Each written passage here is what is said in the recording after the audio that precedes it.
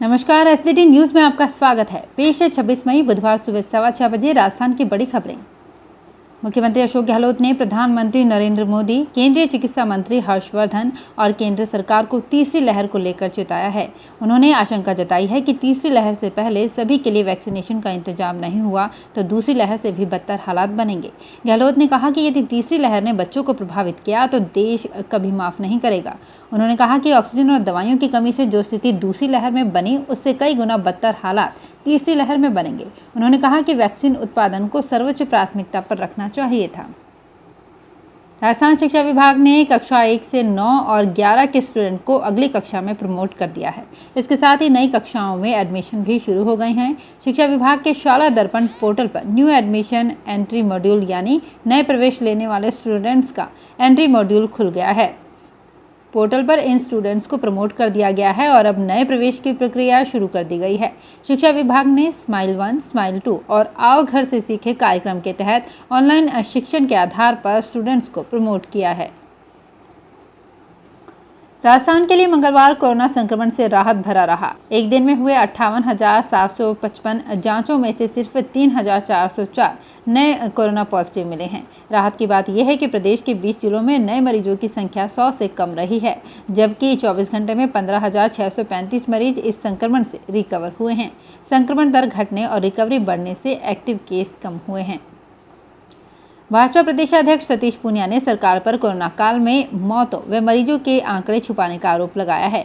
उन्होंने कहा कि प्रदेश के लोगों को बेहतर इलाज मुहैया कराने में विफल सरकार का क्या ये कोरोना कुप्रबंधन नहीं है, जहां सरकार खुद की विफलताओं को छुपाने के लिए सही आंकड़ेबाजी कर रही है। क्या आंकड़े छिपाना ही अशोक गहलोत मॉडल है? सुप्रीम कोर्ट ने मंगलवार को कहा कि कोरोना से मौत के डर के आधार पर किसी को अग्रिम जमानत नहीं दी जा सकती। इसी के साथ कोर्ट ने इलाहाबाद हाई कोर्ट के फैसले पर रोक लगा दी। दरअसल हाई कोर्ट ने कहा था कि जेलों में कैदियों की संख्या अधिक और कोरोना के मामलों में इजाफा होने की वजह से अग्रिम जमानत दी जा सकती है। हाल ही में इलाहाबाद कोर्ट ने कोरोना से मौत के डर के आधार पर प्रतीक जैन को जनवरी 2022 तक के लिए अग्रिम जमानत दी थी। प्रतीक पर 130 से ज़्यादा मामले दर्ज हैं। मॉडर्ना ने अपनी वैक्सीन के बच्चों पर हुए दूसरे और तीसरे चरण के ट्रायल के नतीजे घोषित किए हैं। कंपनी ने मंगलवार को बयान जारी कर बताया कि उसकी वैक्सीन बच्चों पर 100% प्रभावी और सुरक्षित पाई गई है। ये ट्रायल 12 से 17 साल के बच्चों पर किया गया था। ट्रायल में 12 से 17 साल के 3,732 बच्चों को शामिल किया गया। इनमें 2,488 बच्चों को दोनों डोज लगाए गए। जिन बच्चों को वैक्सीन के दोनों डोज लगे थे उनमें कोरोना के लक्षण सामने नहीं आए।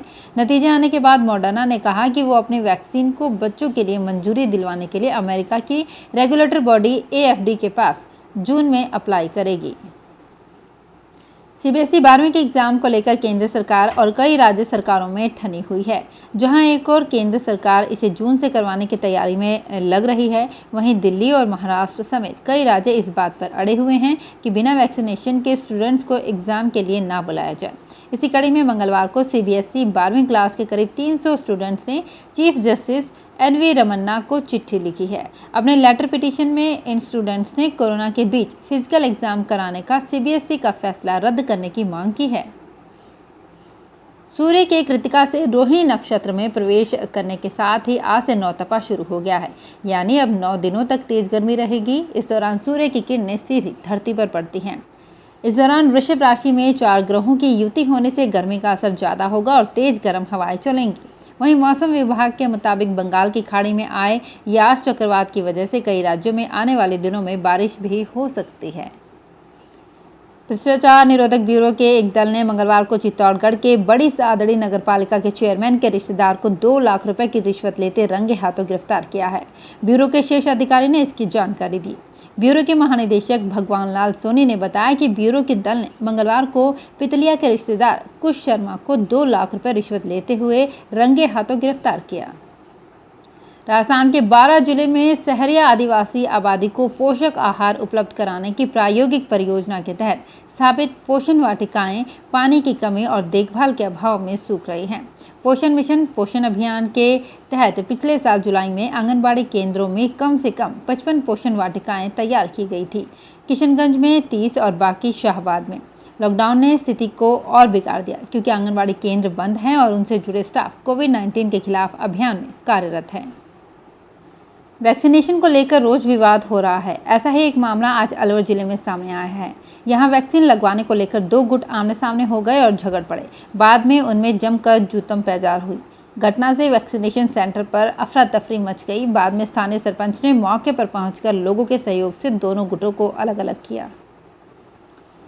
सीएम अशोक गहलोत की मुक्त कंठ से तारीफ करने वाले कांग्रेस विधायक इंद्राज गुर्जर के सुर एक दिन में ही बदल गए हैं।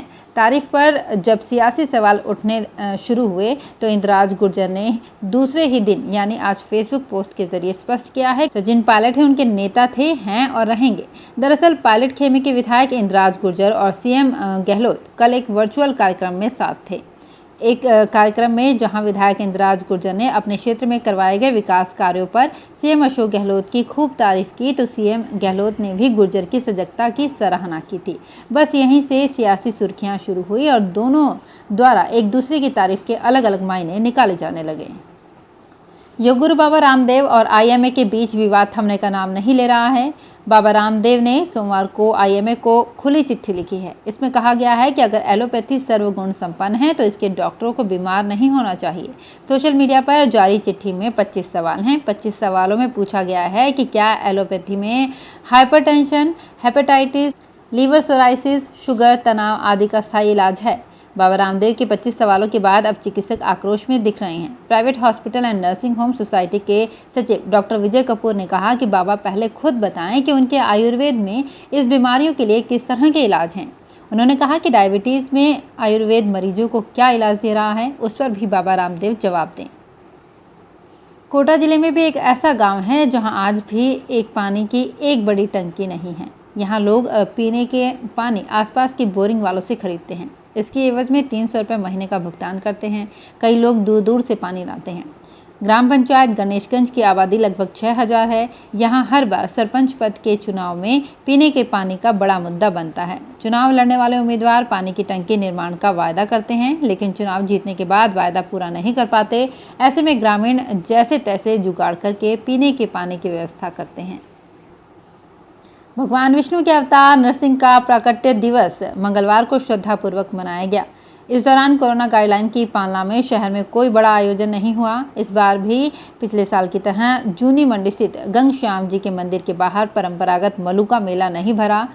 मंदिरों में सिर्फ पुजारियों ने पूजा अर्चना की। श्रद्धालुओं ने घरों में रहकर व्रत रखा और भगवान विष्णु और नरसिंह की पूजा की। तो फिलहाल इस बुलेटिन में इतना ही। फिर हाजिर होंगे कुछ और बड़ी खबरों के साथ।